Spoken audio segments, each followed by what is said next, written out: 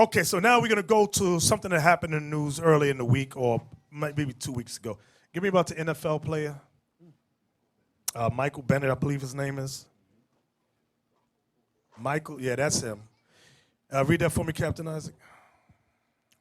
NFL player Michael Bennett says police threatened to blow my effing head off. So now can we play the video?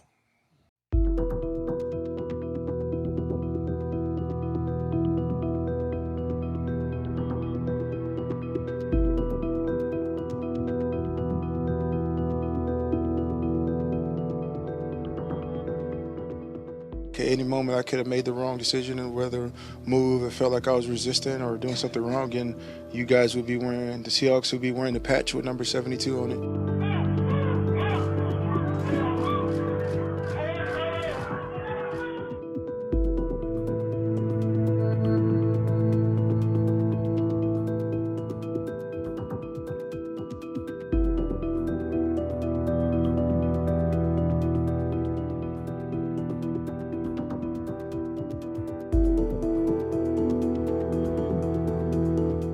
The whole time through the whole situation, all I could think about was my wife and my kids.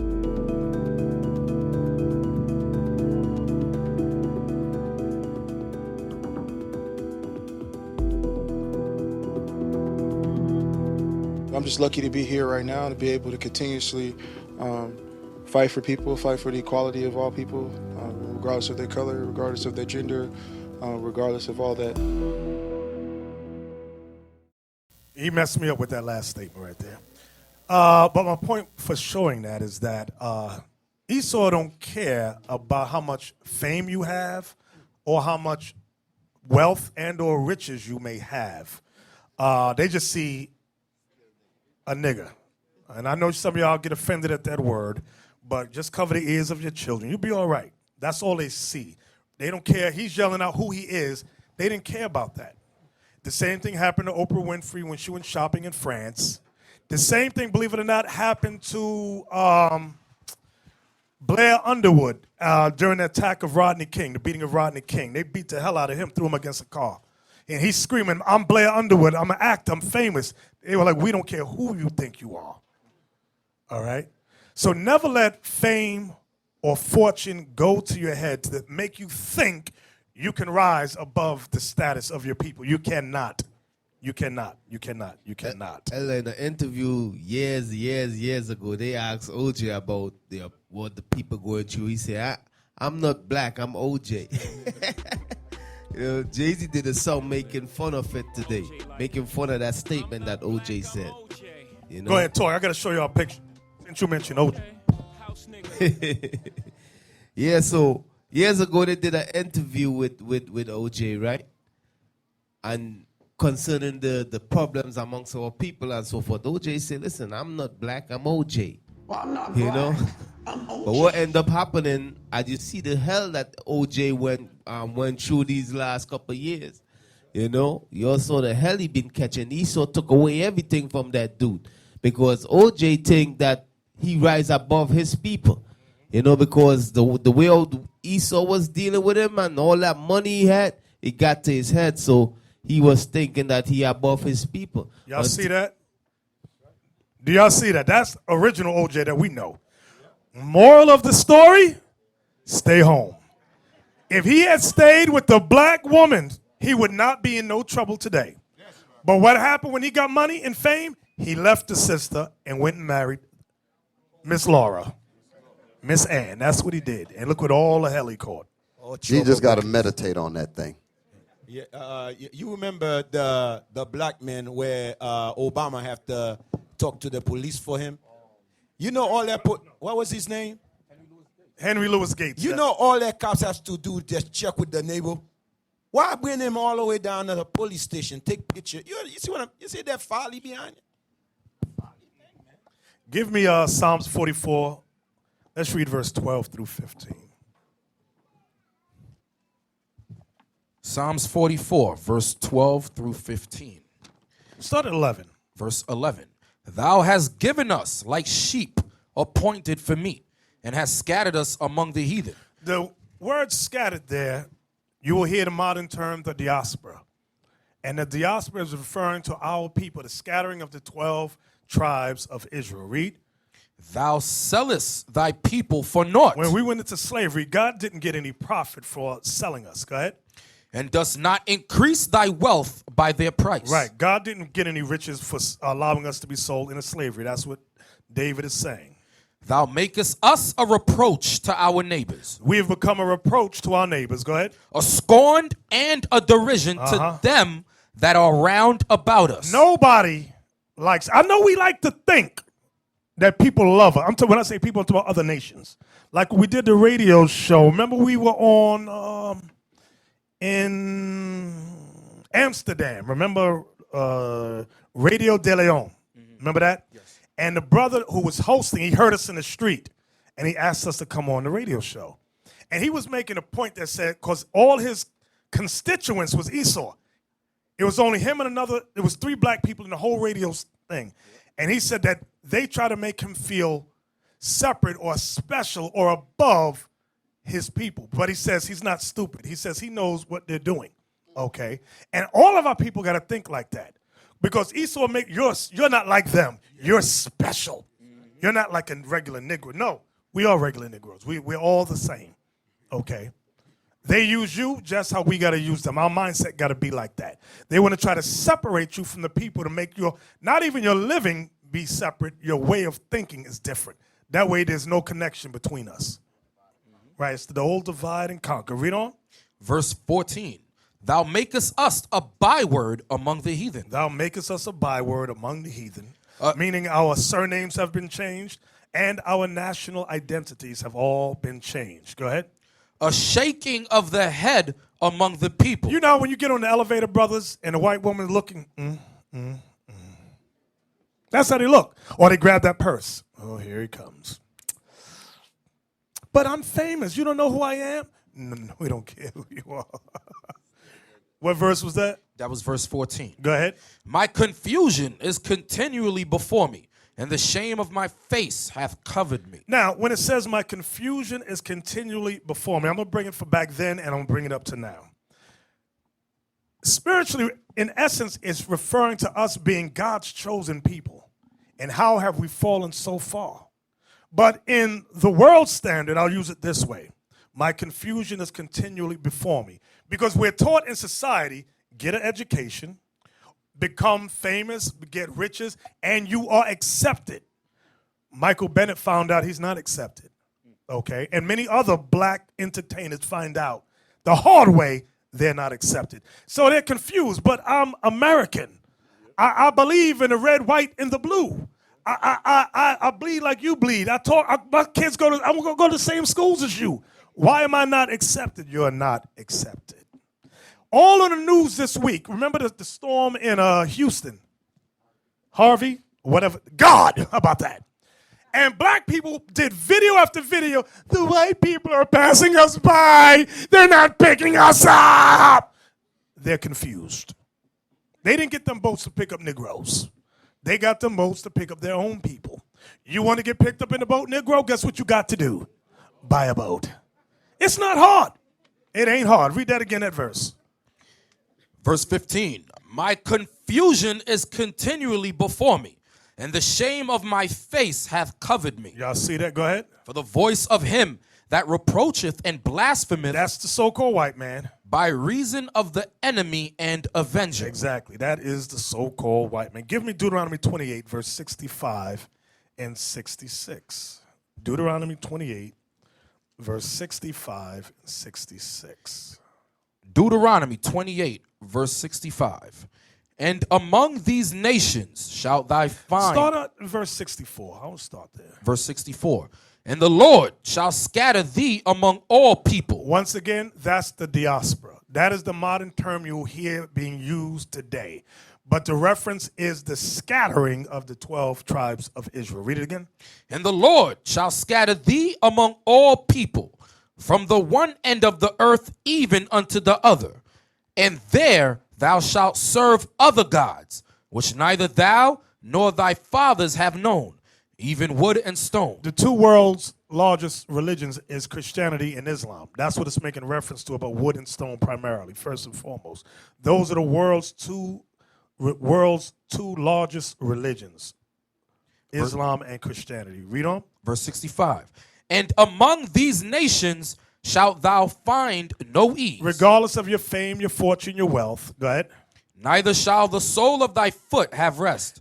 When you examine during the time of segregation, okay, right after the Jim Crow, well, blended right in, all of our people were not dirt broke. Some of our people became very wealthy.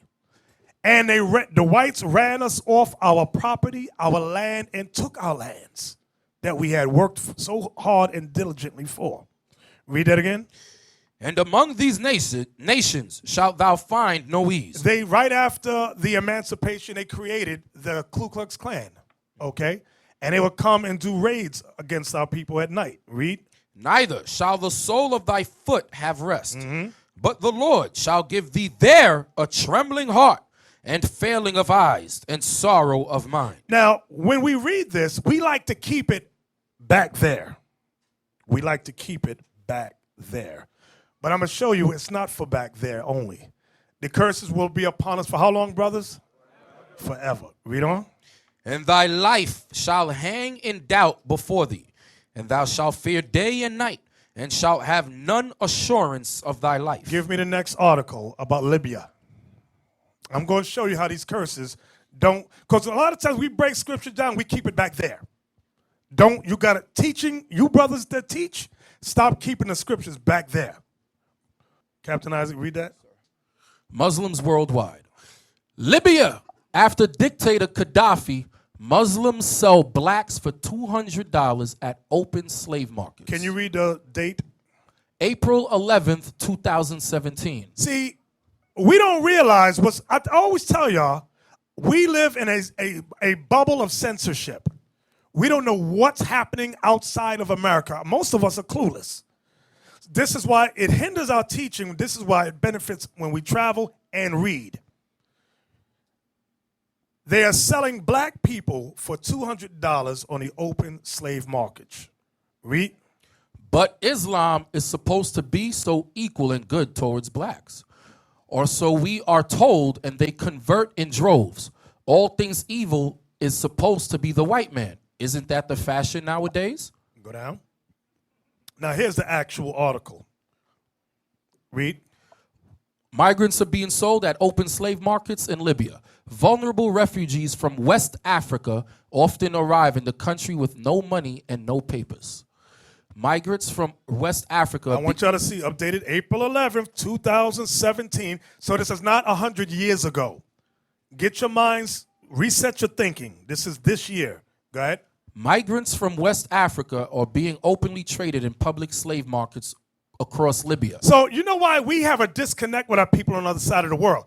I want y'all to think about the movie 12 Years a Slave. Remember the movie? How many of y'all saw that? The brother was, quote unquote, free. The brother was, quote unquote, educated. The brother had skill. He had talent. And what happened when he went out for a drink with white folks? They snatched him up. He woke up in chains.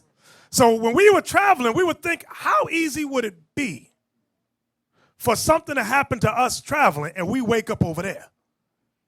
And y'all be like, what happened to the bishop, the deacons, and the captain? And y'all would never see us again. We'd be in Libya in chains. Because you think it can't happen. Don't think it can't happen. Read on. As a departure point for refugees trying to get to Europe, migrants arriving in Libya from sub-Saharan Africa are particularly vulnerable due to a lack of money and little in the way of documentation. So now, I'm gonna tell you another thing.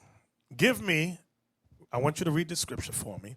Because you, like some of our BHI brethren, and when I say BHI, y'all know what it means, Black Hebrew Israelites, our mindset thinks that the only Israelites are in America. Mainly Harlem and Philadelphia. Those are the only Israelites. If you ain't out of there, then you're not an Israelite. That's the dumb black Hebrew Israelite thinking. Read Zephaniah 3. Let's read 10 to 13, I think. I'm going to show y'all something. Zephaniah chapter 3 and verse 10.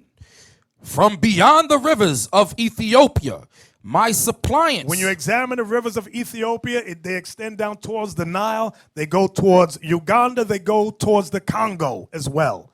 Go ahead. Even the daughter of my dispersed. Y'all see that word dispersed? That's the same word as scattered. It's the same word as diaspora, the scattering of the 12 tribes of Israel. God is telling you where they are. Read. Shall bring mine offering. In that day shalt thou not be ashamed for all thy doings, wherein thou hast transgressed against me. For then I will take away out of the midst of thee them that rejoice in thy pride, and thou shalt no more be haughty because of my holy mountain. I will also leave in the midst of thee an afflicted and poor people. Now we just read that they have no money and have nothing to little documentation due to lack of resources. That's the same thing the Bible is saying right there. An afflicted and poor people. Read. And they shall trust in the name of the Lord. Read. The remnant of Israel shall not do iniquity. It's telling you who they are. The remnant of Israel shall not do iniquity. So when we read in Deuteronomy 20 about the Lord will scatter us among how many people? It means just that. It means exactly what it says. Okay. That was it, Captain Isaac? The remnant of Israel shall not do iniquity, nor speak lies, neither shall a deceitful tongue be found in their mouth, for they shall feed and lie down, and none shall make them afraid. That's why we must go forth and teach our people. Don't worry about trying to figure out who's who. Christ said, my sheep, what? Our job is to teach. If they come, let them come, because their spirit bears witness, okay? Like when we were in, I think it was Amsterdam again. There's a brother from the Sudan. Yes. That was that Amsterdam? That's Amsterdam. Very, very, very dark. Very dark. Good-natured brother. Simon, that's his name. But what we read there, now I'm going to show you another one. When we were in the Yeshua ministry, there's a brother that I said, where are you from? He said, Egypt. Okay. Give me that Isaiah 11:11. Now the first thought might be, oh no, those ain't our people. Hey, let God be true, every man a liar. Christ said, let the wheat and the tares what? He said at the end, the angels shall what? Separate them. That's his job, not ours. Read that. Isaiah 11:11. And it shall come to pass in that day that the Lord shall set his hand again the second time to recover the remnant of his people, which shall be left from Assyria and from Egypt. Y'all see Egypt? So there's a remnant of our people in Egypt. And the ones in Egypt, though they are on the bottom of society, they're afflicted and poor, okay? That's what it's saying. That's who they are. Read. And from Pathros. And from That's Cush. still Egypt. Go ahead. And from Cush, that's Ethiopia. And from Elam. Elam, that's Persia. And from Shinar. Shinar, that's Babylon, Iraq. And from Hamath. And from Hamath, what was that? Hamath. I always forget that one. Syria, thank you. Thank you. Go ahead. And from the islands of the sea. Our job, brothers, is just to teach. Just teach the word and let them come. Now, from there, let's go to Lamentations 1, verse 3. So don't let a dumb BHI, Black Hebrew Israelites, say the only Israelites are in Harlem and Philadelphia. Notice the only Israelites where they can get to. If they can't get there, that means there's no Israelites there. That's their train of thought. You got to ignore them. Okay? And you know what's amazing? Even if you were dumb as a rock, know a little bit of it. Let's say you thought that all Israelites was taken out of Africa. Let's say your thought was like that. But when you research Liberia and Sierra Leone, where did those people, where were they brought from, brothers? Y'all remember? America. America and the Caribbean and Canada. They were, after slavery, they was brought back over there. So you can't be that, brothers, and where's the T? Listen, I don't know. I'll point right here. You can't be that damn stupid. You can't be. Stop being dumb. These Black Hebrew Israelites. Get a clue. Where did I say go? Lamentations 1 and 3. Lamentations 1 and 3. Judah is gone into captivity. Judah is gone into captivity. Because of affliction. Because of affliction. And because of great servitude, And because of great servitude, slavery, she dwelleth among the heathen. y'all see that? Judah dwelleth among the nations. The word heathen means nations. I'm going to say it again. The word heathen means nations. Go ahead. She findeth no rest. Judah finds no rest. All her persecutors All her persecutors overtook her between the straits. overtook her between the straits. Was that it? Yes, sir. So that goes back to what we read. Go back to the article now. Go back to the article. Okay, read that again, Captain Isaac. Migrants from West Africa are being openly traded in public slave markets across Libya. And for you so-called good Christian whites out there, you Christians, you really make me sick. No, if you notice, not one church will speak about this. When we were in Brussels, was it Brussels? The minister, you got big, strong, burly men with tambourines playing. Mm-hmm. I was getting mad and mad. I'm sitting there watching these big, burly brothers singing and dancing with tambourines. Meanwhile, less than a mile away, you had that park. Remember that park? Where you got black people, refugees filled there. And the women, black women, selling their behind for prostitution. And you Negroes up here singing and dancing, talking about the love of white man Jesus. You've got to be insane. I said, y'all playing church. You got to stop this foolishness in here. Because you're waiting for Esau to stand up and do something. You're waiting for the World Council of Churches. They don't give a hoot about our people. You're waiting for America to do something. America ain't even mentioning it. And you're waiting for the International Court of Justice, the ICJ, International Court of Justice, is that what it's called? Yes, ICJ, International Court of Justice, also called the World Court. They're full of malarkey too. Read that. Migrants from West Africa are being openly traded in public slave markets across Libya. As a departure point for refugees trying to get to Europe, migrants arriving in Libya from sub-Saharan Africa are particularly vulnerable due to a lack of money and little in the way of documentation. Survivors have told the International Organization for Migration, IOM, how there are slave markets and private prisons all over Libya. Not just one place in Libya. It says all over Libya. Go ahead. Mohammed Abdiker, IOM's head of operation and emergency, said the situation is dire. The more IOM engages inside Libya, the more we learn that it is a veil of tears for all too many migrants. So when I read stuff like this, it really makes my blood boil. Let me tell you something. There's an expression that states, always remember this, none of us are free so long as one of us is in chains. Y'all understand that? Because the same thing that happens to a brother or sister can easily happen to us. We just tend to disconnect. Oh, that's them, that ain't me. Because we've been taught here to be individuals. I guarantee you, remember that little Chinese man got beat up on a plane? You know what plane line was it? It was United Airlines. You know why they quickly solved the problem? Because all of China was behind that one man. Mm-hmm. They said, if you do that to him, you do that to us. We'll pull all our resources from you. So they said, America said, we got to do something now. When you have a nation of people behind you, now you got power. That's a unity. That's the unity. Black and Latin, we have not learned that. That's why nobody gives two SHs about us. Put them in slavery. Who cares? They're individuals. They don't care about one another. That's the mindset they put us in. But the Bible changes our minds. Give me that scripture real quick in Isaiah 45 about they that afflicted us. I got to read that. This is the only thing that cheers me up. Yes, that one. 45 and 14.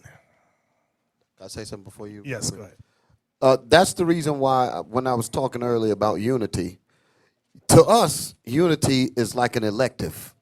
We elect to have unity sometimes. But the nations, like what you just spoke about with China, they understand that unity is a must. They don't deal with an electoral type of unity. They all unify because it's a must. They see it as a must. Us, we choose to do it. Read that. Isaiah 45 and verse 14. Thus saith the Lord, the labor of Egypt and merchandise of Ethiopia and of the Sabians, men of stature, shall come over unto thee, and they shall be thine. They shall come after thee. In chains they shall come over. and they shall fall down unto thee. They shall make supplication unto thee, saying, Surely God is in thee, and there is none else. There is no God. Give me Psalms 149. This ain't the one I wanted. I want the one in Psalms 149. How could I forget that?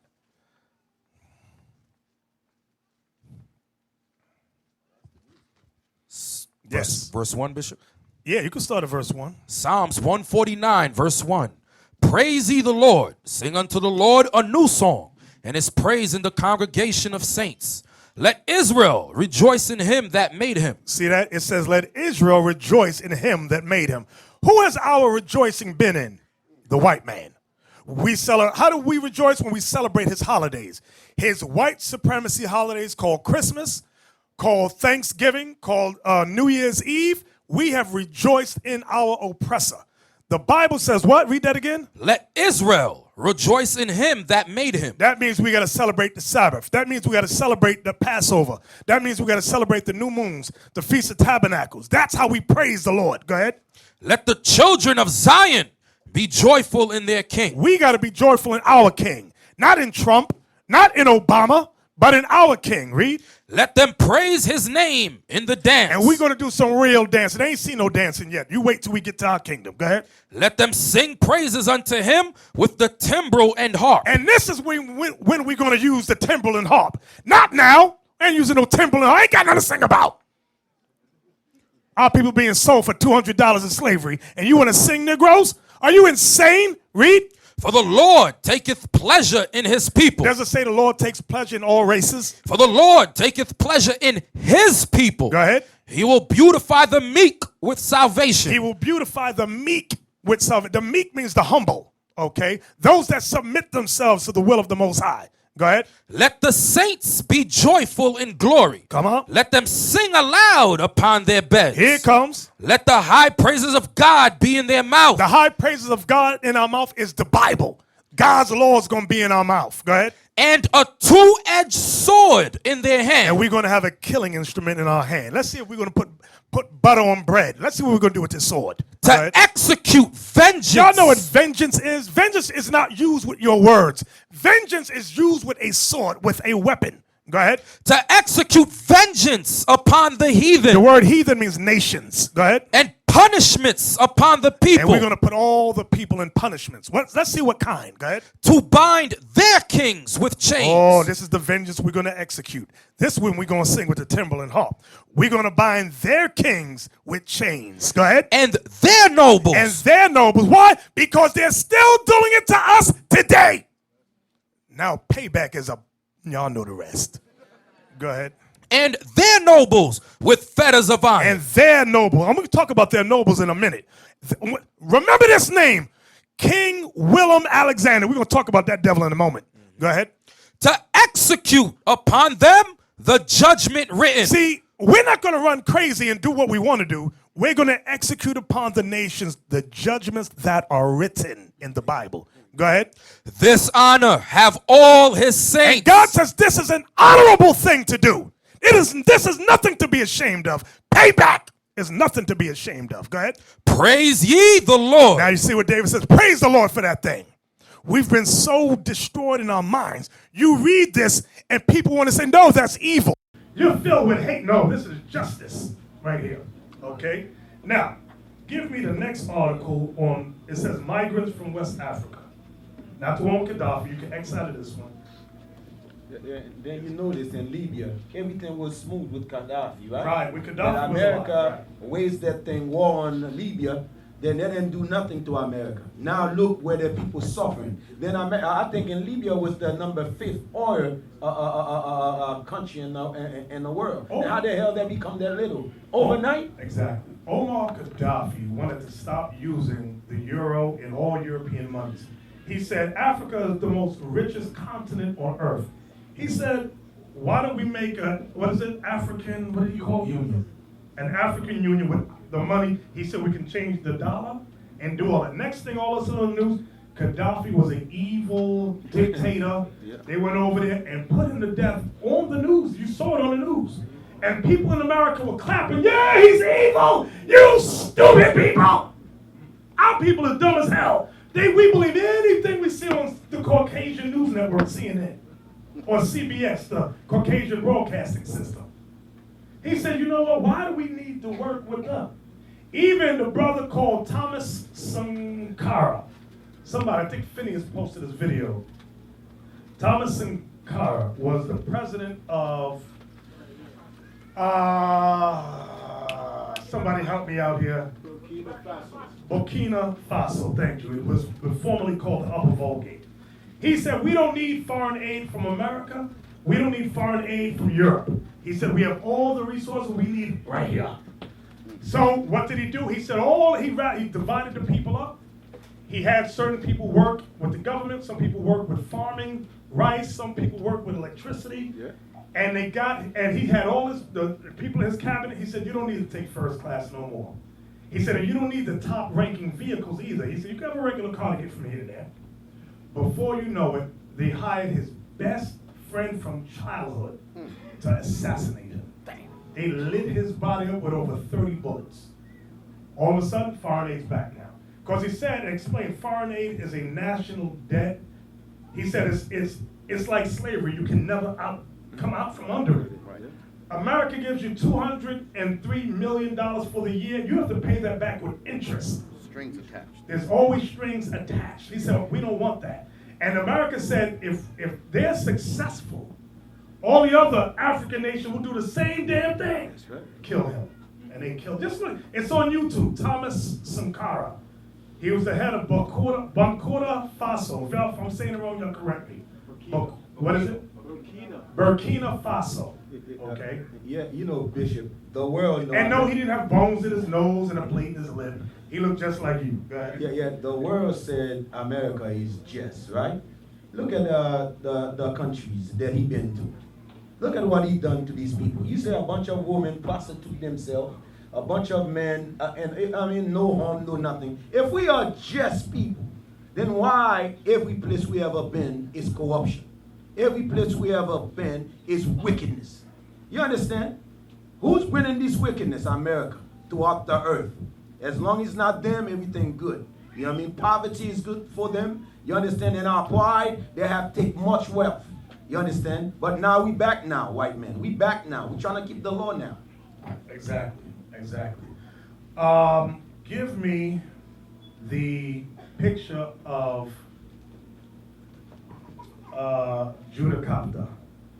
It's coins. Oh, we were going to read this. We'll read this in a minute. Give me the coins. Remind me to go back to this. No, I'm sorry. Forget it. Let's read here and let's go back. I want you to read this, Isaac. Remember the coins, all right? Read this. Refugees sleeping without shelter in Brussels Park. This is where we went. And we saw old men in there. We were like, Bishop Knight said, where's the women? They said they're prostituting themselves in the red zone district. And there's two red zone districts. You got the white section and you got the black section. The white section for hypothetical. Let's say something costs $50. Y'all know, you men know what I'm talking about. The black section, it'll be like 25. It's like half. Read that. Hey, is there a video? Yes, video. Maybe we'll play the video. Let's play the video. Let's see. This is the scene in Maximilian Park, just a few metro stops away from Brussels city centre. For approximately 500 refugees, it is home. Most of them were smuggled into the EU via Italy, having paid thousands to criminal gangs. They are mainly from Eritrea, Sudan and Ethiopia, and risk their lives getting to Europe with the aim of starting a new, better life. It hasn't gone well so far. It's bad because they have no tent, they are sleeping outside. And when it's raining, they have no place, they have to go everywhere, they can't sleep. And on the ground, there is water. The refugees are not applying for asylum with the Belgian authorities over fears they will be deported. It is a complex and difficult situation for both the refugees and the Belgian government. Police have arrested 30 people here within the past fortnight. Technically, these refugees are illegally in the country. No one would talk to us on camera, but one young man from Sudan spoke to us anonymously. The situation is not good. Every day the government is beat us, is fire us from the guard, from the park, from the anywhere, you know. No, it's not good. The situation is not good. At least 3 women sleeping in the park are pregnant. We were told they had been raped before leaving their home countries. Long queues form in the park as volunteers hand out water and fruit. The various rights groups helping out here say the Belgian government and the EU should be doing a lot more. During the hot days, the refugees hang up their clothes and sleeping bags to dry because on many evenings there are thunderstorms and they get drenched. Rights groups say this situation is yet another perfect example of the European Union's failed asylum policy. And they point out, of course, that this is the EU's de facto capital. Jerome Hughes, Press TV, Brussels. Now, this is on the news. Going there, you see much more than what they just showed. Those people, on average, you remember this, Bishop, are in that park for an average 6 to 7 to 8 months, waiting for this for these courts to do something. That's number one. Number two, not only about the red zone districts and all of that, there's a bus depot not far from there. They sleep on the ground in there, seeking refuge, on the ground where the buses park at night, when the buses stop running. They sleep all on the ground underneath where the buses are. We walk past that. It is crazy. It's hard. And you remember the brother that we were going to interview? Right. You saw how they had his face hidden? You remember the brother with the camera? He was swinging he got so afraid. We didn't realize the fear on these people. That's why they showed it here. When he saw that camera turn, he disappeared. Right. He got ducked so down he on ducked, the ground he and like, rolled. no. I mean, he did it like he was going to fight us. No, no, no. Exactly. Exactly. Give me Daniel 7:18. I like that song, Lauryn Hill. Man, I forgot the name of the song. The one that goes, if I rule the world, I'll free all my sons. I tell you, when we rule this world, brothers, we're going to free all our sons. Then and only then will there be peace on earth. It's only going to come through Christ and the 12 tribes of Israel. Understand that. It's not going to come no other way. Read that. The book of Daniel, chapter 7 and verse 18. But the saints of the Most High shall take the kingdom. That's what we're going to do. And we're going to need some power to do that thing. We're going to take the kingdom. We ain't going to ask for nothing. We ain't going to have to vote for nothing. We ain't going to ask Congress for nothing. Everything we want, God's going to say, take it. It's yours. Okay, jump down to verse 27. Verse 27. And the kingdom and dominion and the greatness of the kingdom under the whole heaven, meaning the whole planet Earth, shall be given to the people of the saints of the Most High. Shall be given to the Israelites. Go ahead. Whose kingdom is an everlasting kingdom. And our kingdom is going to be an everlasting kingdom. Go ahead. And all dominions. And all dominions, all governments shall serve and obey him. Shall serve and obey Christ. Go ahead.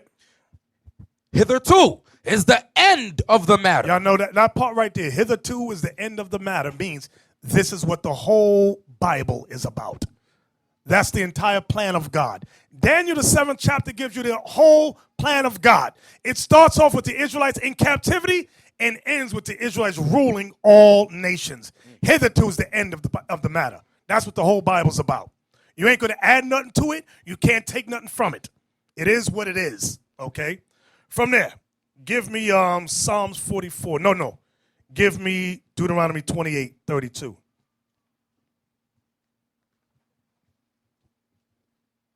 So we just read about our people being sold in Libya in open slave markets for $200. Read that. Deuteronomy 28 verse 32. Thy sons and thy daughters shall be given unto another people, and thine eyes shall look and fare with longing for them all the day long. And there shall be no might in thine hand. Meaning no might, meaning no political might, no economic might, no military might. We don't have no might to change nothing. Jump over to verse 46. Verse 46. And they the curses shall be upon thee for a sign and for a wonder, and upon thy seed forever. The sign is that we're the Israelites. See, we like to think slavery ended. It didn't end. It's still going on. We just live in a bubble here in America. A bubble called censorship.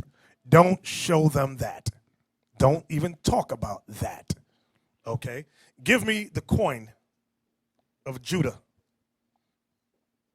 This was a coin which was minted after 70 AD. Okay. On my left is Vespasian. Okay. Notice what the coin says. It says Judah Capta. It's in Latin. It says Judah on my left. That's what you see, the I-V-D-E-A, that's Judah. Then on the right, C-A-P-T-A, that's capta, which means captive. You see the white man standing up. Notice the palm tree looking sad, the tree. And look at the black woman with a baby in her arm with a hand on her head weeping. Okay? That's Judah captive. And you got the black woman, which represents Judah, being conquered. She's in captivity. Now, I want you to look at her real good, best as you can. She's sitting down. She got a little baby in her arms and one hand's on her head. Now, I want you to go to the next book. I gave you a book called History of Slavery. Keep that image right there in your head. Give me the history of slavery. Give me the cover first. Give me the cover first to show you where this is from. It says History of Slavery by Susan Everett. Okay, this book right here. Okay, the slaves. There's another one I got. It said an illustrated history of the, I can't see something. But anyway, the slaves, Susan Everett. Now I want to go inside this book. I got the book at home.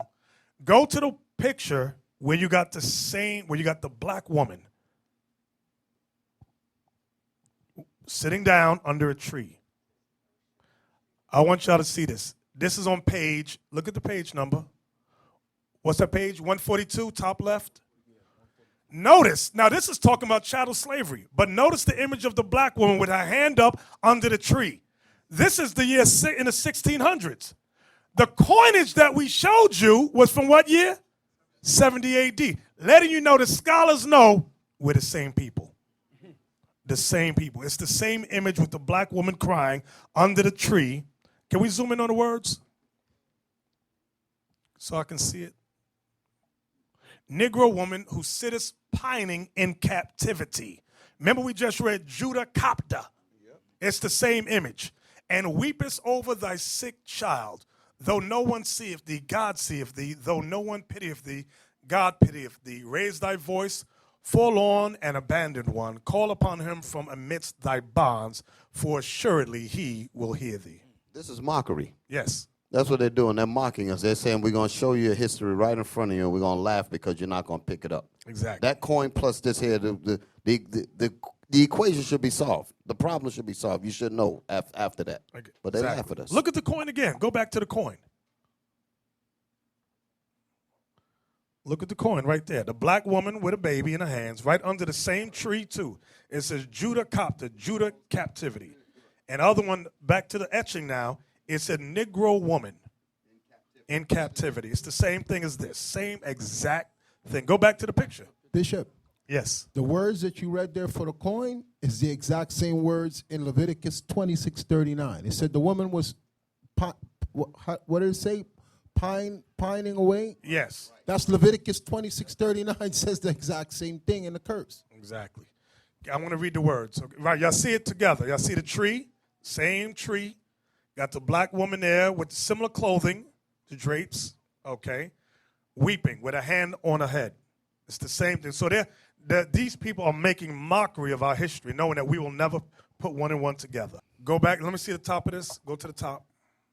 I want to read the words at the top, at the very top. I want to read the words at the very top. Okay, appeals to the heart. The British Abolition Committee was established in 1787 to work toward the ending of the slave trade. To aid the policy of achieving parliamentary legislation to ban the trade, the committee produced and distributed pamphlets, books, poems, and prints dramatizing the fate of the slaves. Some of the propaganda prints are reproduced here, along with the accompanying captions and verses. Okay, from there, give me Psalms 44 again. I want to start at verse 9.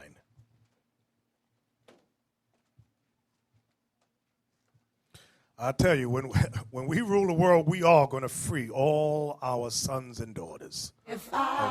And we're going to give the nations an ultimatum. Hey, give me that. Give me that scripture in Isaiah. It says, they shall bring your sons and daughters in their arms, carrying them. Give me that one. You know what I want, Cap? 49:22, thank you. Like we told the minister, y'all like to play with the Bible. You don't want to really read. And you know how we know they don't read the Bible in church? When we were calling scriptures, you know the people had difficulty finding the scripture? Even the translator, who'd been there for years, he's like, we don't read the Bible. All I do is translate for the minister who just talks. We don't really read this. So when we're going through scriptures, it's a shock to the system. You got it? Yes, sir. Where we going? Isaiah 49, verse 22. Uh-huh. Thus saith the Lord God, behold, I will lift up mine hand to the Gentiles, and set up my standard to the people. And they shall bring thy sons in their arms, and thy daughters shall be carried upon their shoulders. Now, read it. What verse is that again? 22. Now look at 22. Thus saith the Lord God, behold, I will lift up mine hand to the Gentiles and set up my standard to the people. Do you think it means that the Lord's going to come down? Now, this is after the major destruction. Do you think he's going to come back and go like this? Hey! No. No, he's not going to do that. He's going to have the 144,000. Y'all saw the movie 300? Remember when Persia sent an ambassador? They gave them an ultimatum. Y'all remember that? That's how nations do. They send ambassadors. You're going to either do A or B. You decide. So it's going to be the same way. The 144 is going to send, and that's what it means when it says, thus saith the Lord God, behold, I will lift up my hand to the Gentiles and set up my standard to the people. Now, they're going to be given an ultimatum about the children of God. And read what they're going to do. Set up.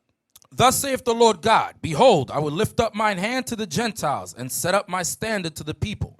And they shall bring thy sons in their arms. Libya is going to bring our sons to us. You're going to release every Israelite there and bring them here or die.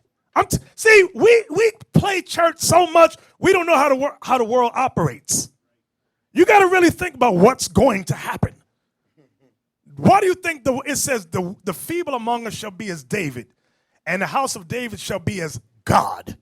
We're going to have power on this earth, and we're going to give them an ultimatum. Just do or die. Yes. Real quick, Bishop. And our ambassadors are not getting kicked down no well either. Exactly. They ain't kicking us nowhere. Read that. And they shall bring thy sons in their arms, and thy daughters shall be carried upon their shoulders. Y'all see that? That's how much honor and respect they're going to have, because they know death is at our doorsteps. We know we can't fight them Israelites. They got trouble dealing with us now one-on-one. That's why they got all these damn weapons. Give me that scripture about no weapon. Find me that in Isaiah. No weapon that is formed. 54:17. It's going to get to the point, it don't matter what they got. Oh, they got tanks? That's nice. Oh, they got a bomb? That's nice too. Well, we got God. In fact, we are God. That's what it's going to be. Oh, they got what? They got what? Read that. Isaiah 54:17. No weapon that is formed against thee shall prosper. Did they just shoot a missile at us? What's that supposed? We're going to be like this. We're going to slaughter them. I'm telling y'all. I got to read it. Give me Micah. I got to read it. Y'all don't believe me. You got to believe the Bible. If you don't believe me, at least believe the Bible. And you nations, we ain't going to have no mercy on you. You had your chance. Because we're giving you the word now. Because I know you liberals, y'all watching right now. You better free our people, every last one of them. And because when that day come, what date is today? September 9th, 2017. We told you to free our people. And you didn't listen. Now we coming for you. Judgment is coming. I'm telling you. That's right. Get the Lord a hand for that thing. And brothers, that's how we got to be. That's how we got to be. Give them an ultimatum now. And it's recorded in the heavens. Now watch this. You got it, Micah 5. I believe. Micah 5, it might be verse 7 or 4. It says, and the sons of Jacob shall be in the midst of many people. Micah chapter 5, verse 7. Come on. And the remnant of Jacob shall be in the midst of many people. Meaning many nations. Go ahead. As a dew from the Lord. Meaning we're going to cover every place. Go ahead. As the showers upon the grass. Go ahead. That tarrieth not for man. We ain't going to wait for man to tell us nothing. Go ahead. Nor waiteth for the sons of men. We ain't going to wait for the sons of, well, let's wait for the Chinese to say what they got to say. We don't give a damn what the Chinese say. Now, remember Daniel 7:18 when it says the saints of the Most High shall take the kingdom. This is what it means. Watch. And the remnant of Jacob shall be among the Gentiles in the midst of many people as a lion among the beasts of the forest. As a lion among the beasts of the forest. That's why they call him the king of the jungle. Go ahead. As a young lion. And not an old lion. Israel, we're going to be like a young lion. Go ahead. Among the flocks of sheep. What can sheep do to a lion, brothers? Nothing but be food. That's right. That's it. Fill his stomach. Exactly. That's how we're going to be amongst the nations with all their weaponry. Read that part again. As a young lion. As a young lion among the flocks of sheep, who if he go through. When we go through the nations. Both treadeth down. We're going to tread them down. And teareth in pieces. And we're going to tear them in pieces. And none can deliver. And nobody going to be able to save those nations. None. No weapons, nothing. That's why I ain't got time to be depressed. I read this Bible, I rejoice. I know what's going to happen. I just say, Lord, please resurrect. If I'm not here on that day, please resurrect me so I can be there to take part in the destruction of our enemies. That's what I always pray about. I want to be there, okay? I want them to pay for what they've done to our people, okay? That's how our mindset got to be, okay? Give me Leviticus 26. I'm sorry, Psalms 44, 9 to 11. Psalms 44, verse 9. I know some of y'all scared of some of you church boys up in here. It's all right. You little church boys, y'all going to be all right. And if you introverts, the Bible is meant to transform you introvert brothers to extroverts. Make you bold when you speak, okay? Why? That's what faith does. When you believe this book, when you ain't got no faith, the Bible says, because you're not sure about what you're reading. But when you're sure about what you're reading, you're going to stand boldly before your enemies and tell them, thus saith the Lord. Read that. Psalms 44, verse 9. But thou hast cast off and put us to shame. God cast us off and he put us to shame. Go ahead. And goest not forth with our armies. Now I wanted to get to that part right there and go not forth with our armies. During the time of Byzantium, during the time of the Dark Ages, when our time was up, and we fought against the white man and the Arabs, the Most High did not go with our armies. So they conquered us, and many of us fled to Africa. Some of us fled to the Americas. Okay, that's what happened. Read.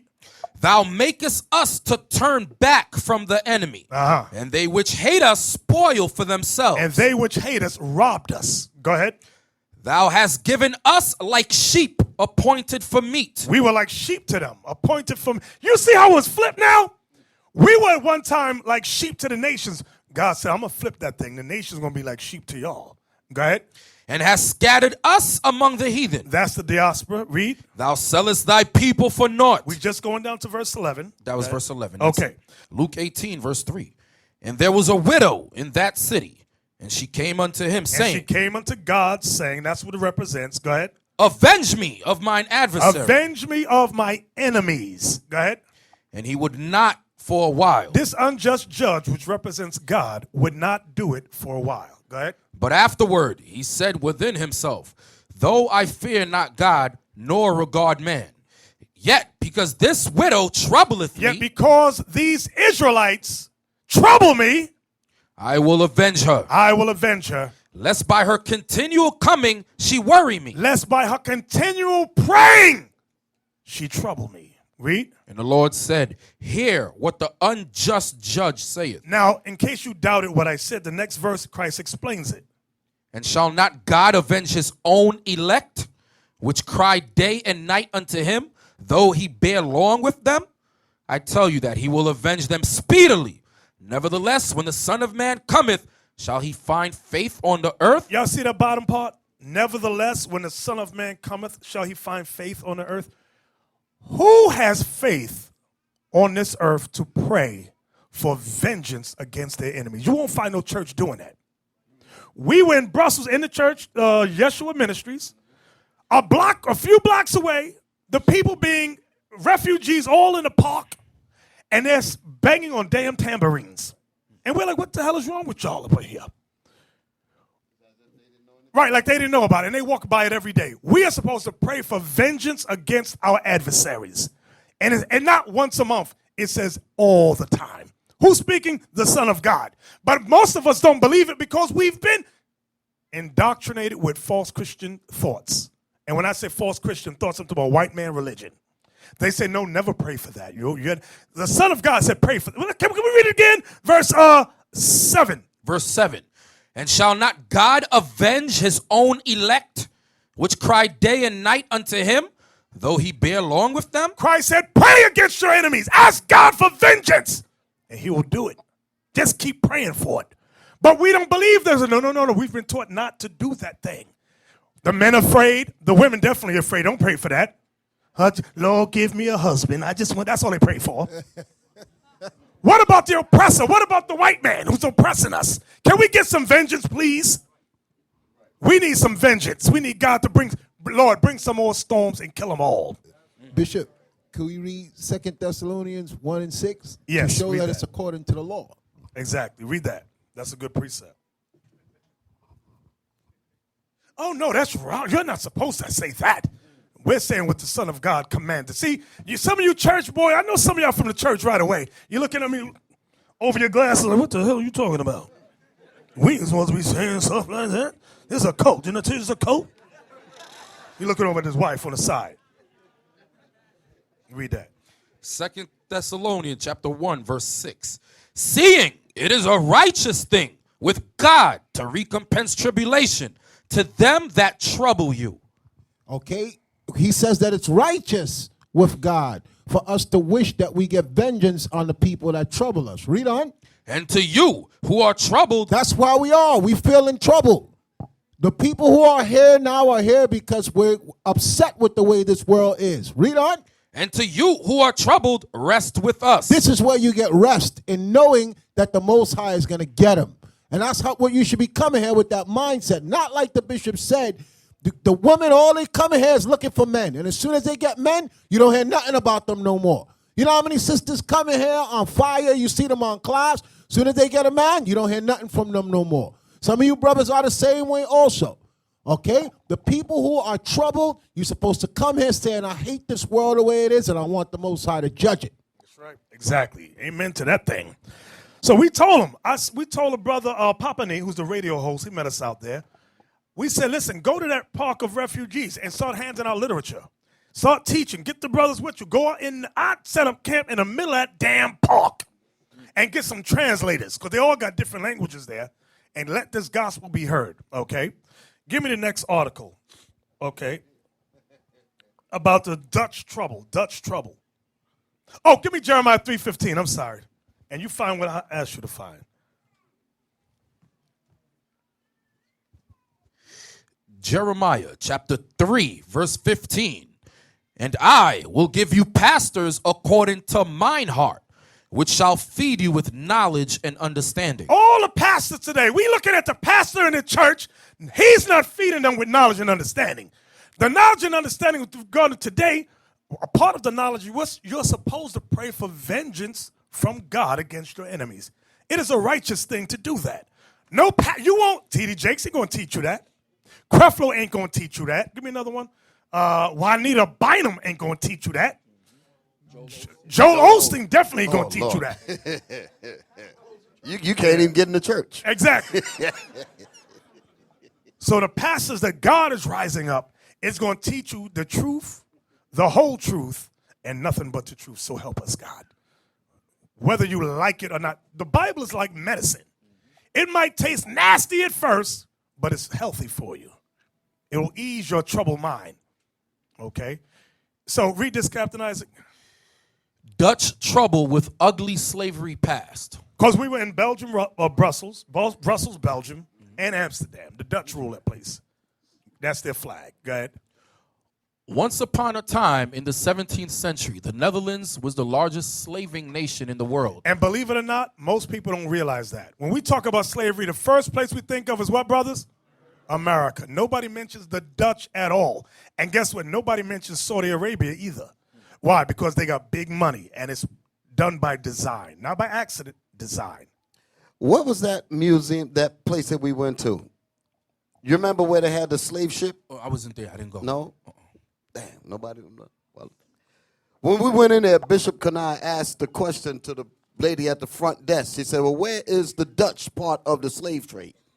And the woman said, that we don't have no such thing. Bishop had to look at her and say, what are you talking about? The Dutch were the biggest slave. They were the biggest part of the slave trade. What do you mean that there's nothing in here about the slavery? So the point is, the people over in that area, they know nothing pretty much. They keep them dumbed down on that. And they've really minuscule the artifacts and all of that. Exactly. You wasn't there, Captain? No? He went with me. All right. Read that again. Once upon a time in the 17th century, the Netherlands was the largest slaving nation in the world. But dealing with that past has become a dilemma. Like other former slaving nations, Netherlands as a country has found it difficult to apologize for slavery. But its Council of Churches thinks otherwise. In June this year, the church formally apologized for its role in slavery. Our correspondent, Femi Akomolaf, was in the country in July to cover the 150th anniversary of the abolition of slavery by the Dutch and sent us this report. So that was one church. Just go down. I want to read the report of their stupid apology. Read this. See that section right there? That notwithstanding. Read that. That notwithstanding, the 150th anniversary of the abolition of slavery was marked with ceremonial fanfare at the National Slavery Monument at the Ooster Park in the east of the commercial capital, Amsterdam. The Dutch King Alexander III and Queen Maxima were among the significant figures that graced the occasion. The Netherlands, one of the smallest countries in Northern Europe, was among the most enthusiastic of slave nations. But how to deal with this past is now a dilemma, as the historian J.W. Schulte Nordholt informs us in his seminal work, The People That Walk in Darkness. The Dutch share in the slave trade was large. In fact, in the 17th century, it was the largest. The Dutch West India Company had various settlements on the African coast, and millions of slaves were ferried from there, especially during the time of the Dutch occupation of Brazil. In 12 years, between 1637 and 1648, they transported no less than 23,163 slaves from Elmina and Luanda for an amount of 6,714,423 guilders and 60 cents. The Dutch were very precise. They bought slaves from the Congo for 40 to 50 guilders and sold them in Brazil for 200 to 800 guilders. Certainly a worthwhile business. Now go down. Go up. Keep going. Let me look for something. Keep going, keep going, keep going. Taking their cue from pontiffs. Taking their cue from the pontiffs, Christian theologians zealously published texts to justify the odious trade. So they talk about you good Christians, good white Christians. Go ahead. Christians. As a result, few slave ships sailed without Christian priests on hand to bless them. You see that? Few slave ships sailed without Christian priests on board. Go ahead. Right, majority of them had Christian priests on them. Go ahead. Today, many Christians will feel discomforted by the fact that the first slave ship that actually took African slaves to the USA was named the Good Ship Jesus. Good man now. Go ahead. Which was lent to the pirate John Hawkins by the British monarch Queen Elizabeth I. Okay, go down. Come on. Scroll, scroll, scroll. Okay, go X out of that one. X out. We don't need it anymore. Give me the next article about race and colonialism. Watch this. Go ahead, Captain Isaac. Race, colonialism, and the Netherlands golden coach. Y'all see that golden coach right there? It is plated with 24-karat gold. That is real gold all over that. And every year, they're going to say it in the article as we read down, the king and queen go to this area, believe it's around September 1st, and you got thousands upon thousands. What did you say? Since July 1st. July. July. 1st. Thousands upon thousands of our people from Suriname and Curacao go there waiting for an apology from the monarchy for slavery. Every year they're out there crying and weeping, waiting for the white man to say, I am sorry for slavery. You've got to be kidding me. Every year. Let's read the article now. Dutch traditionalists see the golden coach as a cherished tradition. Its critics see a relic of colonialist past. I want to show you. Now, we got pictures of the actual coach. Relic of a colonialist past. Now, they want these people to apologize for slavery, but let's zoom in close at the coach, the 24-karat coach they're riding. And that gold came from the Congo. That's the coach right there. And it's drawn, if I'm not mistaken, by 12 horses. That's the coach. Now, give me the next picture with the close-up. It's going to knock their socks off. And they want an apology, right? You want an apology for slavery from somebody riding in a coach with slaves on it? Are you kidding me?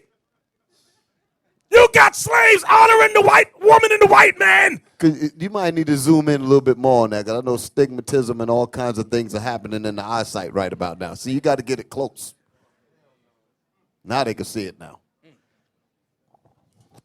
Do you see this? And the madness of our people wanting an apology, crying for an apology. And this, they want to come up to the coach and get the apology while this is painted on it. Right. Is that a little girl there? It looked like she got a skirt, a blue That's skirt. a little girl, right, yes. man? Yep, right there. Okay. Exactly. Damn pedophile. So let's go back to the article now. So that's the coach that they ride, and that bottom part is the picture that you just looked at. Exactly. Read that. Every year since 1903, on the third Tuesday of September, the golden coach, Guden Koets, has carried the reigning monarchs of the House of Orange from a royal palace to the Dutch parliament for a throne speech, an annual assessment of the state of the kingdom.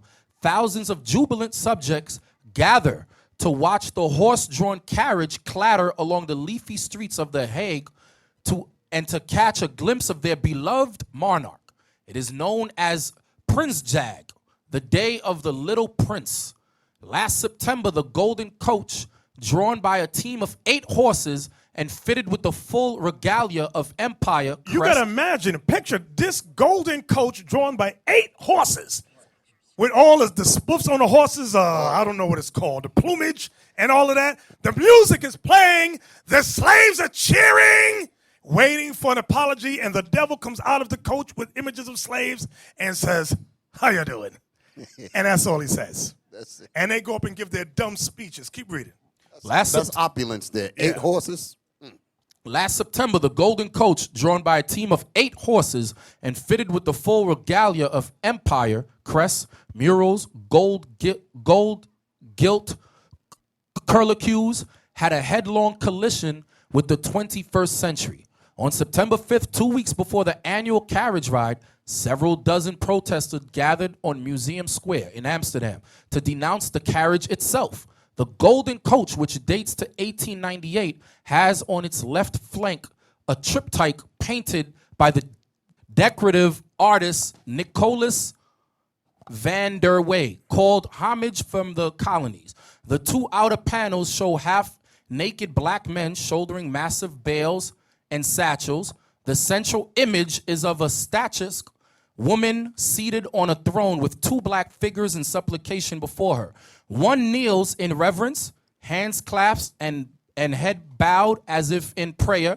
The other prostrates himself, back bent, head lowered, with his right arm outstretched over clusters of bananas and other produce offered as homage to the allegorical queen. It is an appalling sight.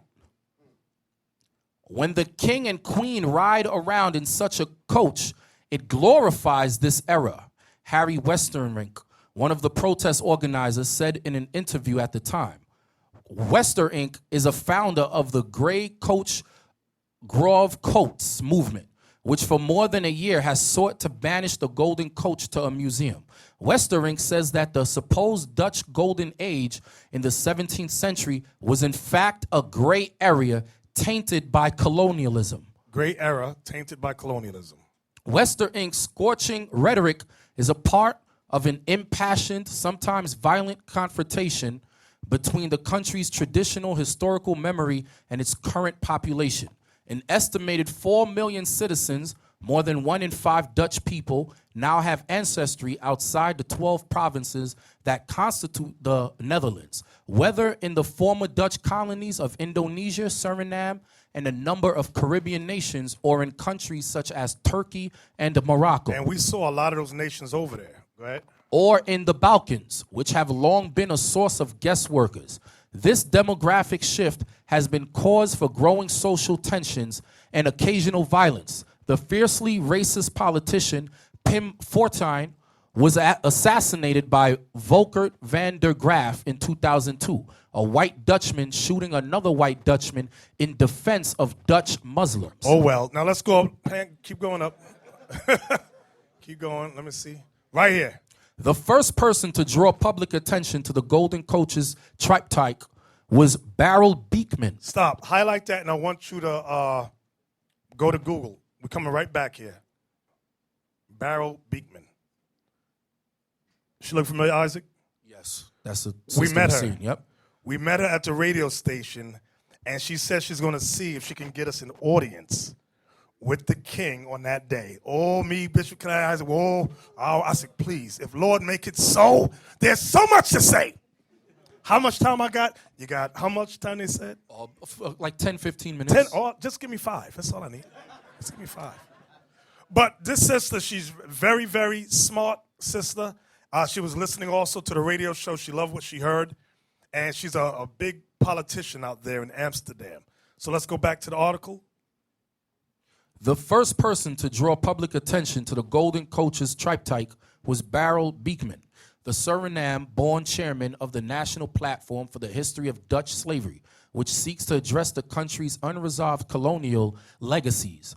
Beekman had previously helped drive a public campaign against Zwarte Piet, or Black Peter. And when we were in Brussels, we saw there was a store in a square called Grand Plaza. There was in the window, a thing of Zwarte Piet and what's his name? Saint Nicholas? Yeah, Saint Santa Claus. Santa Claus. They go Santa Claus with Black Pete. Go ahead. A black caricature who in Dutch tradition. A black caricature. Who in Dutch tradition is an assistant to Saint Nicholas. Zwarte Piet or Black Pete represented the Dark Age Moors, which were the Israelites. Saint Nicholas or Santa Claus with Klaus represented the Renaissance era. The scholars know that. It's the average person that does not realize it. Go ahead. During the Christmas season, Dutch revelers put on black face, red lipstick, and afro wigs as part of the holiday cheer.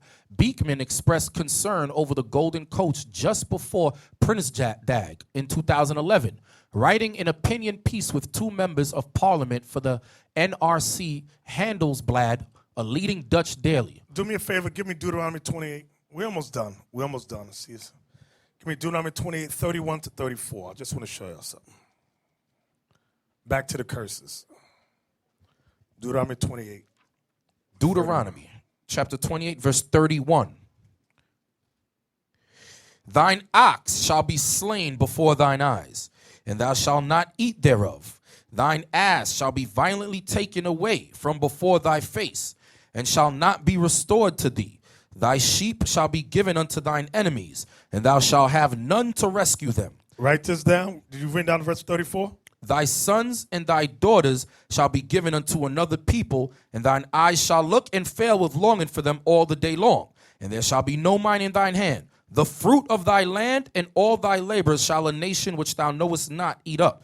And thou shalt be only oppressed and crushed always, so that thou shalt be mad for the sight of thine eyes, which thou shalt see. I have a question. What is it called when you are forced to work in your land for free and another nation reaps the resources? What is that called? What? Colonialism. Exactly. Colonialism. Write that down. Okay, that's what it's talking about. Give me Job 12, 3-6. The Dutch were demons, and they're still demons today. And they try to be nice over there, the Dutch do. But they see nothing wrong with making mockery of black people. There's nothing, to them, it's just funny. Read that, Job 12, 3-6. Job chapter 12, verse 3-6. But I have understanding as well as you. I am not inferior to you. And that's the standpoint of our people with Esau out there. They say, we're not inferior to you. We got understanding like you got. Go ahead. Yea, who knoweth not such things as these? I am as one mocked of his neighbor. Job said, I'm as one mocked of his neighbor. So just like they do with us, they mock us. Go ahead. Who calleth upon God, and he answereth him. The just upright man is laughed to scorn. See that? The just upright man is laughed to scorn. That's what Swart Pete is about. That's what all of this about, the black caricatures and all of that. They laugh us to scorn. Was that it? You wanted it to verse 6, Bishop? Yeah, to verse 6. Yeah, let me just interject something real quick. The point that the bishop is making about Swart Pete, those of you who are unfamiliar with that terminology, we did a video, the bishop did a video in particular. It's called The History Behind Christmas. You can YouTube it and you get a full, complete understanding on what we just expounded here. Exactly. Y'all all right? All right, go ahead, Isaac. Verse 5. He that is ready to slip with his feet is as a lamp despised in the thought of him that is at ease. The tabernacles of robbers prosper. And tabernacles of robbers prosper.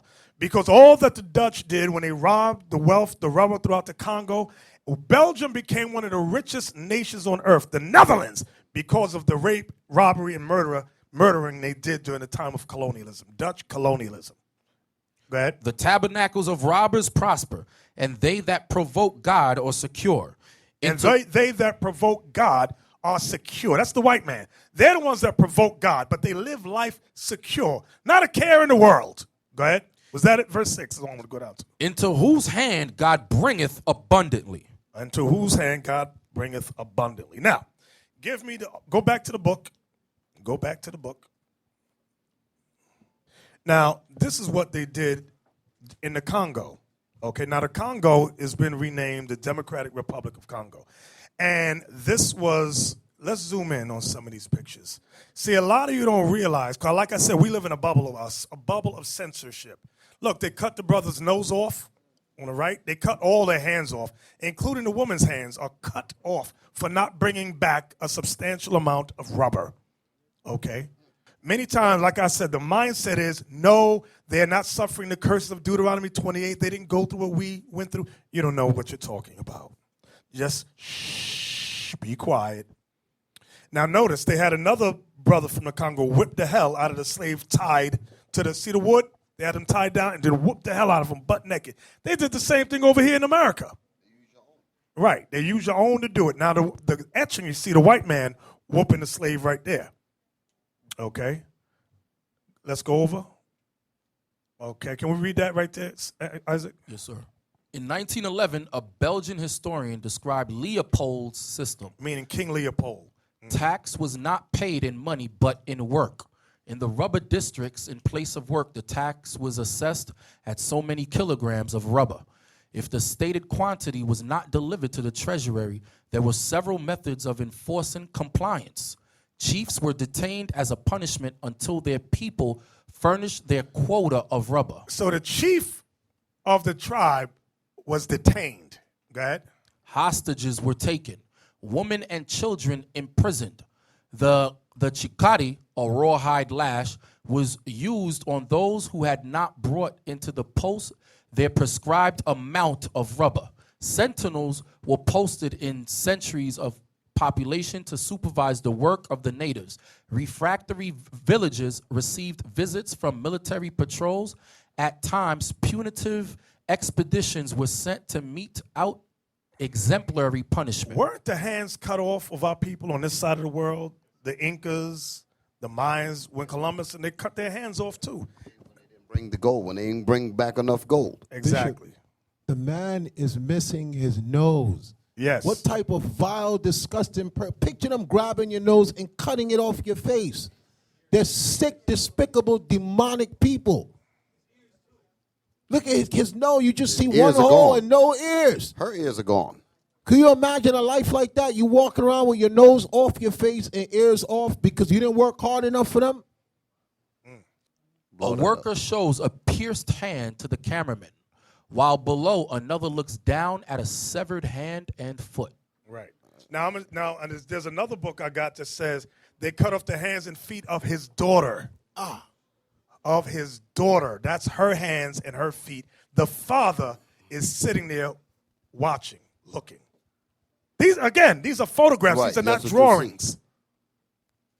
And this was because they didn't bring back enough rubber? Exactly. Stuff like that? Yes. You know, I had an old film where they showed this. I'm talking about many years ago, where they showed about them extracting rubber from the rubber trees. And in addition to that, it was used for Firestone was a tire place. The rubber would go to Firestone and into the sneakers that you pay all kinds of big money for. And it cost these people less than pennies to make it. Just wanted to brought that in there. Go ahead. To draw a comparison real quick, Bishop, the conquistadors, they did the same thing to Northern Kingdom on this side. That's on the cover of the short account of the destruction in the Indies. They show you smashing up the little babies and butchering the woman. Yep. Now, you just read something in Deuteronomy 28 where it said that thou shalt be mad. What verse was that? Was it 34? Read that, please. Verse 34. Deuteronomy 28, verse 34. So that thou shalt be mad for the sight Read the of... verse 33. Start there. Verse 33. The fruit of thy land and all thy labors shall a nation which thou knowest not eat up, and thou shalt be only oppressed and crushed alway. So that thou shalt be mad for the sight of thine eyes, which thou shalt see. Do y'all think that the father is mad looking at his daughter's hands and feet? And they're in their land. They're in their land. Do y'all think he's mad? You better believe he's mad. I'm mad just looking. I wasn't even back then, but I'm furious when I look at these things. You know. Maybe you got to paint the picture. If you have a garden in your backyard, the things that are growing is supposed to be for your family. A colonialist comes in and he says, no, I want you to grow your own stuff and give me the fruit of what you do. And if you don't give me enough, I'm cutting your hands off. I'm piercing this. I'm doing that. Cutting your nose. Cutting your nose off. Cutting your ears off. Because the plant that's in your backyard, you're not giving me enough of it to my satisfaction. Exactly. Give me the next picture. You can X out of that. Let's read that. Atrocity in the Congo. The Belgian Congo, present-day Zaire, owed its So existence. now the name is Democratic Republic of Congo. That's the name of it today. Go ahead. Owed its existence to the initiative of one man, Leopold II of Belgium. That's the image. Go to the bottom picture. Yes, right there. That's the devil, right? That's the devil. There's the devil. And they got him portrayed as a snake in the etching. Go back up now to the wording so we can read on. The Belgian Congo, present-day Zaire, owed its existence to the initiative of one man, Leopold II of Belgium. In 1876, Leopold, determined to engineer an African colony for himself and for his country, commissioned the explorer H.M. Stanley to sign treaties with the Congolese chiefs. By 1885, Leopold was recognized internationally as the head of the new Congo Free State. By hindsight, the title seems a bad joke.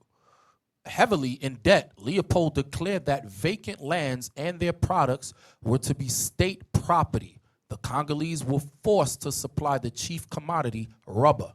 The results were so horrific that in 1908, international opinion forced Leopold's retreat and the Congo's annexation by Belgium. Okay, let's scroll over. At work in the Congo, Africans under white supervision cut wood and gather rubber. Work that for several years led to apparently to few abuses. Only gradually did the system that shocked the international community evolve. Okay, pull back. Go back to the original. So that's them getting rubber and things of that nature for Esau. Give me the next page. Do y'all see what both of them are holding in their hands? Up so we can see the other guy. They're holding hands that were chopped off. And you see the Edomite behind him, like they told him, pose for this picture, you niggas. Right. You can see it there. Look at the Edomite. Like, they're not doing that willingly. That's to invoke fear in everybody else. Exactly. Read that, Captain Isaac. Evidence of atrocity. Congolese, accompanied by a white investigator, display severed hands for the camera. Okay, go up. Read that. Sir Roger Casement, his report on the Congo confirmed the atrocities and unleashed an international campaign to have them ended. Yeah, glorify the white man. Go up. Read that. Around the turn of the century, articles began to appear criticizing Leopold's rule. In 1903, Britain's Aborigines Protection Society published Civilization in Congoland, a story of wrongdoing in the House of Commons, advised international action to abate the evils prevalent in that state. The government commissioned a report on the atrocities from the British Vice Consul in the Congo, Roger Casement, the Irish patriot who was hanged for treason during World War I. His report confirmed the abuses. In 1904, a shipping agent named A.D. Morel formed the Congo Reform Association. Go to the side now so we can see the rest of the wording. Go to the side. Come on. After publishing a book entitled Red Rubber. Okay, I don't want that, Isaac. I'm sorry. Keep going. I want those little words right there. Zoom in. Can y'all see those words? Yep. Read that. After the rule of the lash. Now watch this. British missionaries who sought to make good the crimes committed in the Congo hold a prayer meeting on the edge of the jungle. You devils, you. Now pull out. Let's look at the little prayer meeting. They was forcing Christianity on them. Your hands are cut off and they're making you pray to the image of the beast. That's what you're looking at right there. Okay?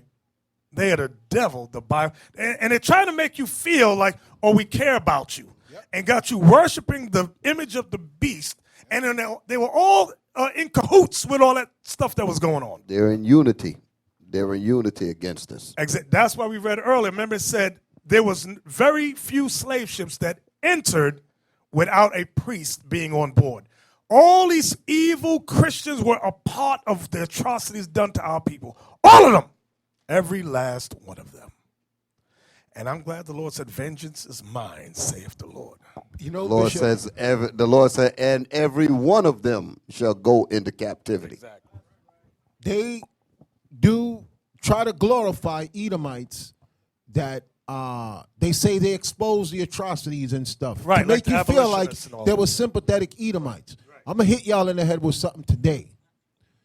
You know the man that choked out Eric Garner? That chokehold, when they let him go free, they said, look, we're going to get him on the chokehold because it was illegal and it was banned back in 1994 from a guy named Eric Baez, I think his name, Anthony Baez. Anthony Baez. Okay? They said the police can no longer choke people out. Today they let that cop go after a long investigation. Okay? For something that was declared illegal from the police department, they got people to say, okay, he got free from choking him out, but we're going to charge him for an illegal chokehold. And today, they let that cop go with no charges. So don't go into none of that investigation stuff. They're going to protect their own. The only people that don't protect their own is black people. They're the only people on this earth that don't protect their own. They just put energy into fighting other black people. And that's why God said 2/3 of you have to die. Because a lot of you don't feel the same way that we're trying to get you to feel right now. You're still thinking when you leave here that the white man is your friendly neighborhood Spider-Man. Oh, Mr. Rogers. Tarantula. Give me Jeremiah 22:13. We're closing out. Jeremiah 22:13. Jeremiah 22:13. See, that's when you look at pictures like this and when you realize how they forced us to become today's modern Christians, it should really make you sick to your stomach. Imagine you cut my daughter's hands off. Now you're going to tell me to pray to Jesus, the white image. If I had hands, I'd kill you. But you know what's wrong, Bishop? A lot of times we look at things in photographs. That's why we have to tell our people these are not drawings, even though the drawings be accurate. Right. But then we tell you, say, listen, these are actual photographs. You know the reason why we have to painstakingly say things like that? Because for the most part, most of us disassociate ourselves in reality with what we see. We still think that this is somehow off from us. We don't really recognize that it is us. We don't have that bridging understanding and take that on as what happened to us. We look at it as them. The way they come to resolve in their hearts and mind about that is by telling you now that was in the past. You need to let it go. Look at what we have now. Okay, what we don't have now is because of that. When from them interfering with our livelihood back then is why we're struggling now, and they'll never make it a fair playing field. Okay, that's why we need God. That's why we need the Most High. In Amsterdam in Amsterdam mainly, the city is beautiful, rich. I mean, it's decked out. And when you think about the history on what brought all of that up, you realize that all of that is the result of slave labor. The result of what we just saw. What in we those just books saw right is there. slave labor. Everything that you see is a result of slave labor. But if you're unconscious and if you're trained to be unconscious, this won't have any effect on you. Exactly. Deacon, that's a powerful statement because it's the same thing with Wall Street. Y'all go down there and you're amazed and you're looking at the Twin Towers and you're all excited. That's slave burial grounds there. That financial district, that Wall Street, that all of y'all go down there begging for jobs, and a white man take your resume and throw it in the garbage, it's built just on what Deacon Yawasab said, on the blood of our ancestors. Exactly. Read Jeremiah 22:13. Jeremiah chapter 22, verse 13. Woe unto him that buildeth his house by unrighteousness. So Belgium was built by unrighteousness. Amsterdam, Brussels, the United States of America, Europe and her allies. Go ahead. And his chambers by wrong. And his chambers by wrong. That useth his neighbor's service. Who uses his neighbor's service. Without wages. Did we get paid, brothers? Without wages. Go ahead. And giveth him not for his work. And giveth him not for his work. So now, in this article here, I did it and many other people blasted Bernie Sanders and Hillary Clinton about reparations, saying give them jobs. It says, King, if President Obama is against reparations, blasting Bernie Sanders for the same stance is insincere. And that is correct. Let's go down. Let's look at what it said. Read that, Captain Isaac. The idea of reparations only seems to be politically incorrect when spoken of for African Americans. It's widely accepted that reparations were right for Jews affected by the Holocaust. A 5-year war. So-called Jewish people got reparations for what they suffered for 5 years. Go ahead. It's widely accepted that reparations were right for Asian Americans. The Japanese got reparations for what they suffered for 5 years. Go ahead. Who were horrendously interned in camps during World War II. Yet, when a formal system of reparations for the systematic injustices that African Americans endured not only during slavery, but also throughout the 150 years that have followed. Read that again. I'm sorry, Bishop. Read that part again where it says yet for what? Yet, when a formal system of reparations. You got to hear a formal system of reparations for the what? For the systemic injustices. Systemic injustices. That means there's many systems. Like that tree. Exactly. That's what I'm talking about. That eugenics tree. Right. The various systems out here that's used to destroy us. That did not happen with the other groups. Right. They did not have a whole economy with all factions of its society against them. Exactly. Y'all see the difference? Read again. Yet, when a formal system of reparations for the systemic injustices that African Americans have endured not only during slavery, but also throughout the 150 years that have followed, is mentioned, politicians almost universally cringe and say it's a bad idea that isn't worth pursuing. You see that? Politicians cringe when you mention reparations to the descendants of the slaves. It makes their stomach turn. Bishop, they said 150 years later. Yes. And the whole system is perfected against us. Exactly. And you're telling me that you can justify reparations for 5 years for this group, 5 years for that group, but 150 years of systemic systems, systemic injustices against the whole entire race. And You mean to tell me we don't deserve anything? Nothing. Deacon, I just picked up on the sentence you put emphasis on. The reason why they say that it's systemic is that what they're letting you know is that this was well thought out. The stuff with the Holocaust was just war between white people fighting, and they were casualties of war. They didn't sit down and say, we're going to do this to them, and we're going to do that, and we're going to do that. That was just the outcome on them getting into an argument and fighting. Systemic means that they sat down and said, you see them niggas right there? We're going to destroy the very existence of them for years to come. That's why he put systemic. Yep. A system, a program was set up to destroy us. Right. Read on. 8 years ago, Listen good to this. 8 years ago, presidential candidate Barack Obama, having already opposed reparations many times. Read it again. 8 years ago, presidential candidate Barack Obama, having already opposed reparations many times, Go ahead. emphatically closed the book on the idea and said, in no uncertain terms, I have said in the past, and I'll repeat it again, that the best reparations we can provide are good schools in the inner city and jobs for people who are unemployed. Do y'all hear this? So you can't get on Bernie Sanders. You can't get on Hillary. They picked the perfect puppet to sit in office when they got Barack Hussein Obama.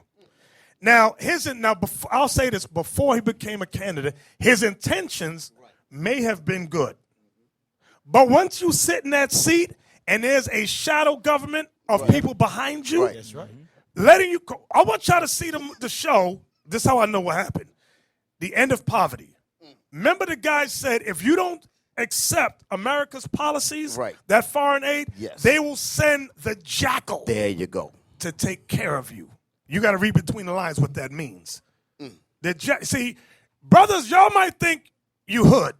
You might think you some real gangsters. No. White people. America is the real gangster. The white man is the real gangster. They'll take you out with a smile on their face and do it in such a way it look like you died by natural causes. That's how they'll take you out. Barack Obama, imagine he sits down and says, "No, you're not going to accept that and if you do, not only are we going to kill you, your wife." And your lovely daughters, too. You got to think about things that are said behind the scenes. And it may never be said so plain like that. Like he said in the record, like he said on the tape. Right. He said because there might be a tape recorder recording it. They don't say it plain. They don't say it. This is how they say it. Oh, these lovely pictures of your daughter. What school does she go to? PS 103? Right. Oh, is that not your mother-in-law right there? I heard she's taking a trip to such and such. Then you start thinking, damn, they got all this information on my family. Yep. I'm going to say whatever they want. Exactly. That's what happens. That's what happens. Yeah, but then read the last statement we was reading about Obama, what he said he would do. All right. I have said in the past, and I'll repeat again, that the best reparations we can provide are good schools in the inner city and jobs for people who are unemployed. But Obama didn't even do that. Yeah, you see what I'm saying to you? He didn't even do that. You know why he said that? Because when he sat down in the White House and sat in that chair, he felt the electricity come up his backside. That's what happened. He felt that electricity, that if you get up here and if you say the wrong thing, you will be wiped out. And they didn't have to tell him that. He felt that the minute he sat down in that chair up there. Yeah, his wife was one of the, either in Oprah or one of those channel. Then there was asking his wife, they said, would you ever consider to become the president of the United States? She said, I'm saying it once. I'm never going to say it again. Not I will never. The way that person's sound behind the camera, you know that she knows something she cannot reveal. She said, I will never. Not now. Don't wait for me to give you an answer. 10 years from now, I will never. That's what she said. Yep. Exactly. Read that part where it says, in fact. In fact, not a single presidential candidate. In fact, not a single presidential candidate. or any nationally known politician currently advocates reparations for African Americans. Y'all see that? There's not one. That's why, give me Isaiah 42:22. This is what this means. They picked the perfect puppets to be in office. Your intention might be to do good, but you can't. And by them putting Obama up there, and by him saying this, you can't ask white folks for Exactly. nothing. What can you complain to white people about if you didn't get it from a black president? That's why they gave you Obama, to shut you up. Exactly. Stop asking us. We're going to put your own up there, and you bet. And when you ask him, he's going to tell you no. So when he's out of office, you got nothing else to say to us. Exactly. Right, because anytime we complain, what they say we gave you Obama. Yep. You'll ever hear they say that? They say we gave you Obama. You know. Read that. Isaiah 42 verse 22. Listen good. But this is a people robbed and spoiled. We are a people robbed and spoiled. They are all of them snared in holes. We are all snared in holes called religion and politics and all various types. Go ahead. And they are hid in prison houses. America's a prison house, okay? The lands of our captivity are prison houses. Go ahead. They are for a prey. We are for a prey. And none delivereth. And none delivers us. For a spoil. We are for a spoil. And none saith restore. You see that? None saith reparations. That's what it means when it says none saith restore to them what was taken. Nobody says that, okay? That's why we got to thank the Lord that there is a God. We got to thank the Lord for that thing. Last scripture, Isaiah 60. We're going to read 12 to 18. We'll close out with that. I love this because it makes my teeth whiter and whiter and whiter. Isaiah 60 and what 12. Verse 12. For the nation and kingdom that will not serve thee shall perish. Yea, those nations shall be utterly wasted. Oh, my teeth is getting white already. Oh, yeah. See, this gives me joy. Because when I read the newspapers and what's happening today, like about slavery in Libya currently, it infuriates me.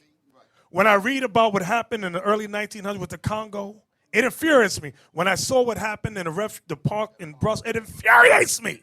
The only thing that gives me comfort and solace, which should be the same with you, are these scriptures. That's why I ain't got time to be depressed. I know what the final outcome is. Read it again. For the nation and kingdom that will not serve thee shall perish. Yea, those nations shall be utterly wasted. Read. The glory of Lebanon shall come unto thee, the fir tree, the pine tree, and the box together to beautify the place of my sanctuary. So the nations are going to be forced to bring the cedar tree and the pine trees to build the sanctuary of God. Go ahead. And I will make the place of my feet glorious. That's Jerusalem. Go ahead. The sons also of them that afflicted thee shall come bending unto thee. Notice it says the sons of them. The reason you want to stress that, because you know what the white folks say today? It wasn't me. It was my forefathers. No. So that's why the Bible got you covered. Bring their children. Bring their children here. Read that again. The sons also of them that afflicted thee shall come bending unto thee. And all they that despise thee shall bow themselves down at the soles of thy feet. Oh, y'all see that? And all they that despise. Remember Christ in Luke 1:71? It said to save them, what? To save them from their enemies. And from the hand of all that hate And us. from the hand of all that hate them. That's what it means. And all they that despise thee. That's what it's saying. You see that part where it says, and they shall come bending unto thee? That means that's against the law to look up. There you go. Don't look us in the eye either. Come on. And they shall call thee the city of the Lord, the Zion of the Holy One of Israel. Because that's who we are. We ain't black no more. Go ahead. Whereas thou hast been forsaken and hated. All nations forsook us, and everybody hates our guts. Go ahead. So that no man went through thee. Nobody wants to help us. I will make thee an external excellency. I will make thee an eternal excellency. Go ahead. A joy of many generations. We're going to be the joy of the earth. Go ahead. Thou shalt also suck the milk of the Gentiles. Meaning all the wealth, we're going to take it. Go ahead. And shalt suck the breasts of kings. Everything the kings got, we're going to take it. And thou shalt know that I, the Lord, am thy Savior Uh-huh. and thy Redeemer, the mighty one of Jacob. Come on. For brass I will bring gold, So the little brass we got, God said, I'm going to give you gold for that thing right there. Go ahead. and for iron I will bring silver, And for iron, I'm going to give you silver. Go ahead. and for wood brass, And for wood, brass. and for stones iron. And for stones, iron. I will also make thy officers peace, and thine exactors righteousness. You know what an exactor is? Tax collectors. We are going to tax all the nations. We're going to be the new IRS in the earth. Go ahead. Violence shall no more be heard in thy land. You want to end black on black crime and all the wars in the earth? God says, let Israel return. Violence shall be no more heard in thy land. Go ahead. Wasting nor destruction within thy borders. But thou shalt call thy walls salvation, and thy gates praise. So, we can close out on that note. I give all praises to the Most High. All praises. Now that's the gospel. That's the gospel.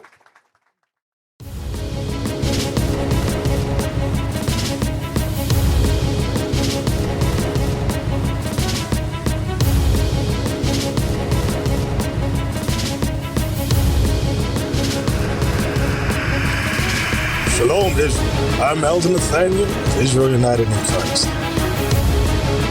YouTube likes to shut our channels down, as some of you have noticed, ever so often. Subscribing to join IUIC will assure you will always stay connected to our YouTube accounts. We want to do our best to make sure this truth gets out. Please click and join our subscriber YouTube channel called Join IUIC to stay linked to all of our videos. So again, please make sure you subscribe to this Join IUIC channel to get your latest updates from all our YouTube channels. Shalom.